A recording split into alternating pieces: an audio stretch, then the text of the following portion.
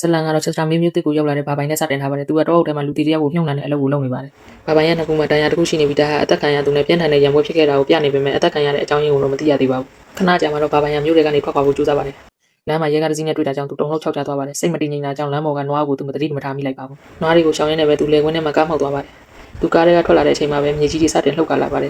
ငင်းငလင်လိုပြင်းထန်တဲ့တုံ့ပြန်မှုတွေရုတ်တရက်ရပ်တန့်သွားပါတယ်ကောင်းကင်ဘော်ကနေကြီးမားပြီးမမြင်နိုင်တဲ့အရာတစ်ခုပြုတ်ကျလာတယ်လို့ခံစားရပါတယ်ပြီးနောက်ပတ်ဝန်းကျင်တစ်ခုလုံးခြောက်ကပ်ပြီးငြိမ်သက်သွားပါတယ်ထူးခြားတဲ့အဖြစ်အပျက်ကတော့နွားတစ်ကောင်တဝက်တိတိပြတ်ထွက်သွားတာပါပဲဘာပိုင်တော့ကြည့်တဲ့အခါမှာတော့သူ့ရှိမှမမြင်နိုင်တဲ့ဒိုင်းကြီးတစ်ခုရှိနေပါတယ်အဲ့ဒီဒိုင်းကအရန်ကိုထက်မြက်လုံးလုံးလမ်းကြောင်းပေါ်မှာရှိတဲ့အိမ်တွေကိုပါဖျက်တောက်ပစ်ပါတယ်ဒေသခံလူငယ်ဂျိုးလည်းရောက်လာပြီးဒီထူးခြားတဲ့အရာကိုအံ့ဩနေကြပါတယ်မကြခင်မှာပဲရဲရရှိတကွီနဲ့လင်းနာတို့ကမြို့တစ်ခုလုံးလျှက်စစ်ပြီးပြတ်တောက်သွားတာကိုသိရှိလိုက်ရပါတယ်ဖုန်းလိုင်းတွေအင်တာနက်တွေဂျိုးလူလိုင်းတွေပါအားလုံးပြတ်တောက်သွားတာပါလေရင်ငယ်တစီအဲ့ဒီမမြင်နိုင်တဲ့ဒိုင်းကိုဝင်တိုက်ပြီးပောက်ကွဲသွားတဲ့အချိန်မှာတော့အခြေအနေကဘယ်လောက်ဆိုလဲဆိုတာသူတို့သိလိုက်ရပါပြီမြို့တစ်ခုလုံးကဖမ်းအုပ်ဆောင်ကြီးထဲမှာပိတ်မိနေတာပါလေရင်ပောက်ကွဲမှုကြောင့်မြို့ကန်တွေလည်းစတင်ထိတ်လန့်ခြောက်ခြားလာကြပါတယ်ဗီဒီယိုအတန်လွှင့်ရုံကဖေးနဲ့တူရီတို့ကလည်းသူတို့တအူးတဲ့အတန်လွှင့်နိုင်တဲ့ကြောင်းဇဝေဇဝါဖြစ်နေကြပါတယ်အပြင်ကဘာနဲ့ဆက်သွယ်ဖို့ကြိုးစားရင်ဖေးကသူတို့ရဲ့နားထောင်လူနှုံတွေတက်လာတော့မှသူနောက်ပြောင်းပါမယ်။တိုင်းရဲ့အဆုံးဘက်မှာတော့ဘာပိုင်ကမိတက်ကတစီကိုမတိုက်မိအောင်တားဆီးလိုက်နိုင်ပါတယ်။ရဲတွေရောက်လာပြီးမြင်နိုင်တဲ့တိုင်းကြီးကိုကြည့်ရင်သူတို့တော့မယုံနိုင်အောင်ဖြစ်နေကြပါတယ်။မြို့ကောင်စီဝင်ပစ်ချင်းနဲ့ရောက်လာပြီးဒီချင်းတွေကိုအံ့ဩမင်သက်နေပါတယ်။မြို့အထွက်လမ်းကြောင်းအလုံးပိတ်ဆို့နေတာကြောင့်ရင်တိုက်မှုတွေအများကြီးဖြစ်ပွားခဲ့ပါတယ်။ထပ်မံပြီးကားတိုက်မှုတွေမဖြစ်အောင်မြို့ကန်တွေကိုအသိပေးဖို့သူတို့ပြင်ဆင်နေကြပါတော့တယ်။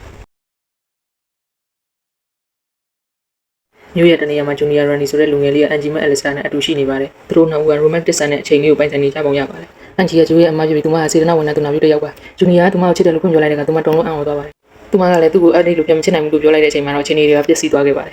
သူတို့အခြေတင်စကားများကြပြီးအန်ဂျီကသူ့ကိုပါရိုက်ပြီးထွက်သွားခဲ့ပါတယ်ဂျူနီယာနာကျင်မှုကိုဒေါသကိုရောပြပြီးကြံရက်ခဲ့ပါတယ်တခြားတစ်ဖက်မှာတော့မိသားစုတစ်ခုကချက်စတာမီမျိုးတွေကထွက်ခွာဖို့ပြင်ဆင်နေကြပါတယ်အဲ့ဒီမိသားစုကတော့အမေနဲ့ရောက်ဖြစ်တဲ့ကာရိုလင်အဲလင်နဲ့သူတို့ရဲ့ဆယ်ကျော်သက်သမီးနိုရီတို့ပဲဖြစ်ပါတယ်သူတို့ကမြို့ထဲမှာဘာတွေဖြစ်နေကြလဲဆိုတာလုံးဝမသိကြပါဘူးဒေသခံတိုင်းရောက်ဂျူနီယာရှမ်းဝီကမြို့ကအမျိုးသမီးတစ်ယောက်ရှိကနေထူးဆန်းတဲ့ပုံဖော်ဆိုမှုတစ်ခုကိုလက်ခံရရှိခဲ့ပါတယ်အဲ့ဒီအမျိုးသမီးပြောတာကတော့ဒီတစ်ပတ်ထဲမှာစီတဲကား6စီးစာလောက်ရှိတဲ့ပရိုတိန်းတန်းငွေအမြောက်အများမျိုးတွေကိုရောက်လာပါတယ်တစုံတစ်ယောက်ကလှုပ်ဝက်ချက်တစ်ခုကြောင့်တူလောင်ထားတာလို့သူမကယူဆနေပါတယ်ဂျူလီယာကတော့အနေနဲ့တန်တဲ့ချင်းနေပေမဲ့အဲ့ဒီကိစ္စကိုစုံစမ်းမှုတော့ထုတ်လိုက်ပါတယ်ကောင်စီဝင်ပြချင်းကတော့အရေးပေါ်အခြေအနေကြောင့်ဗီဒီယိုနဲ့နေတဆင်ထုတ်ကြနေပါတယ်ကာရိုလင်ရဲ့မိသားစုကတော့အဲ့ဒီကြောင်ညာချက်ကိုကြားပေမဲ့ထူးဆန်းတဲ့ကြောင်ညာတစ်ခုလို့ထင်နေပါတယ်ခဏကြာမှပဲသူတို့ကအကြီးအောင်အမိုးကုန်းကြီးကိုမတိုက်မိအောင်ဂရိတ်အုပ်လိုက်ရပါတယ်အဲ့ဒီအချိန်မှာပဲတခြားဘက်ကလာတဲ့ကာရစီကအဲ့ဒီအမိုးကုန်းကြီးကိုဝင်တိုက်မိသွားပါတယ်မိသားစုကတော့ပေးခဲ့ပေမဲ့ထိတ်လန့်သွားတဲ့ဒဏ်ကြောင့်သမီးဖြစ်သူနေဦးရဲ့အတက်ရောဂါထားလာပါတယ်သူမသတိလေးနေစင်မှာပန်းရောင်ကျဲပွင့်များအကြောင်းကိုတူတူလေးရေးချွတ်နေပါတယ်သူတို့ကသူမကိုဆေးရုံကိုအမြန်ပို့ခဲ့ကြပါတယ်ဆေးရုံကတော့ဒီလိုရှုပ်ထွေးမှုတွေကြားထဲကဒဏ်ရာရလာတဲ့သူတွေနဲ့ပြည့်နှက်နေပါတယ်ဂျူလီယာနဲ့ဘာမိုင်တို့လည်းဆေးရုံမှာရှိနေကြပါတယ်ဂျူလီယာသူမရဲ့ခင်မွန်ပဲသွားတယ်ဆိုတာနဲ့ပတ်သက်ပြီးလင်ညာထားတာကိုသိလိုက်ရပါတယ်ဆေးရုံအပြင်ဘက်မှာတော့ဘာပိုင်နဲ့အန်ဂျီတို့စကားပြောရင်းဆက်လက်ရတူတောင်းနေကြပါတယ်ဂျူနီယာသူတို့အဝေးကနေမြင်သွားပြီးမနာလိုစိတ်တွေအပြင်းထန်ဖြစ်ပေါ်လာပါတယ်အန်ဂျီပေါ်ထားတဲ့သူ့ရဲ့ခံစားချက်တွေကအန်ရရှိတဲ့ဆွဲလန်းမှုတစ်ခုကိုဖြစ်ပြောင်းလဲသွားပါပြီအခုချိန်မှာတော့အမေရိကန်စစ်တပ်ကအမိုးကုန်းကြီးရဲ့အပြင်ဘက်မှာလုံခြုံရေးစီးယူချထားလိုက်ပါပြီ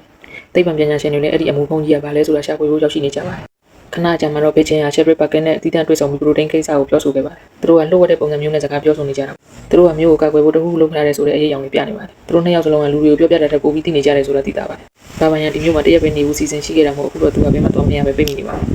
အဲ့ဒီညမှာပဲဂျူနီယာသူ့ကိုရင်ဆိုင်တွေ့ပြီးချင်းချောက်ဖို့ကြိုးစားခဲ့ပါတယ်ဘာပိုင်ကတော့ဘာကြောင့်လဲဆိုတာကိုလုံးဝနားမလည်နိုင်အောင်ဖြစ်နေရပါတယ်ဂျူနီယာဘာလို့ဒီလောက်ရန်လိုနေတာလဲဆိုတာကိုတွေးတော့နေမိပေမဲ့အခြေအနေတွေမဆိုးရခင်မှာဂျူလီယာကကြားဘက်ဝင်ရောက်တာစီလိုက်ပါတယ်တစ်ဖက်မှာလည်းဆယ်ကျော်သက်တွေကအရေးပေါ်အခြေအနေကိုလိလူရှုပြီးပါတီဝက်တစ်ခုကျင်းပကပုံမှန်တိုင်းနေတိုင်းကိုစူးစမ်းနေကြပါတယ်ဂျိုးကအဲ့ဒီမှာရှိနေပြီးတခြားကောင်လေးတစ်ယောက်နဲ့အမိုးခွန်ကြီးအကြောင်းစကားပြောနေပါတယ်ရုတ်တရက်ဆိုသလိုဂျိုးကလဲကျသွားပြီးအတက်ရောဂါထားလိုက်ပါတယ်သူကနိုးကြီးပြောခဲ့တဲ့ပန်းရောင်ကျဲပွင့်တွေကြွေးကြနေတယ်ဆိုတဲ့စကားကိုပဲထပ်ထူထပ်မြရေးရွတ်နေခဲ့ပါတယ်သူ့ရဲ့အမအန်ဂျီအိမ်မှာရှိနေတော့ဂျူနီယာအတင်းဝင်ရောက်လာပြီးသူမကိုပြန်ပေးဆွဲသွားခဲ့ပါတယ်သူဟာသူမကိုသူ့ဖေးပေးခြင်းပိုင်ဆိုင်တဲ့ဘုံကိုချင်းအောင်တစ်ခုတည်းကိုခေါ်ဆောင်သွားပါတယ်ဂျူနီယာကဘာတွေဖြစ်နေလဲဆိုတာကိုသူသိတယ်လို့ပြောပြီးသူ့ဖေးကအဆွဲလန်းကြီးတာကြောင့်သူမကိုဘေးကင်းအောင်ဒီဘုံကိုချင်းကိုဆောက်ထားတာလို့ဆိုပါတယ်အိမ်ကိုပြန်ရောက်တဲ့အခါမှာတော့ဂျူလီယာကဘာဘီကိုတင်ညအိမ်မှာပဲတဲကိုကန်လာခဲ့ပါတယ်ဘာပိုင်ကဂျူလီယာရဲ့ခင်မွန်းတပ်ပုံကိုမြင်လိုက်တဲ့အခါမှာတော့အခြေအနေတွေကတင်းမာသွားပါတယ်အဲ့ဒါဟာသူဒီနေ့မနက်ကမှတက်ပြီးညှို့ခဲ့တဲ့လူဖြစ်နေလို့ပါပဲကင်းလက်နေစဉ်အတွင်းချဲရဲပါကင်ရဲ့နှလုံးခုန်စားဟာရုတ်တရက်ရက်တန့်သွားပြီးပောက်ကွယ်သွားခဲ့တာကြောင့်သူကနေရာမှာတင်ပွဲချင်းပြီးတည်ဆုံသွားခဲ့ပါတယ်အတိတ်ဖြစ်ရဲ့အရာဘာပိုင်ကဂျူလီယာရဲ့ခင်မွန်းစီကနေပတ်စံတောင်မှုမျိုးကိုရောက်လာတာပါအဲ့ဒီလူကပေးဖို့ညှင်းဆန်တဲ့အတွက်သူတို့နှစ်ဦးရန်ပြစ်ကြရကနေဘာပိုင်ကမတော်တဆပြစ်တက်မိသွားခဲ့တာပါ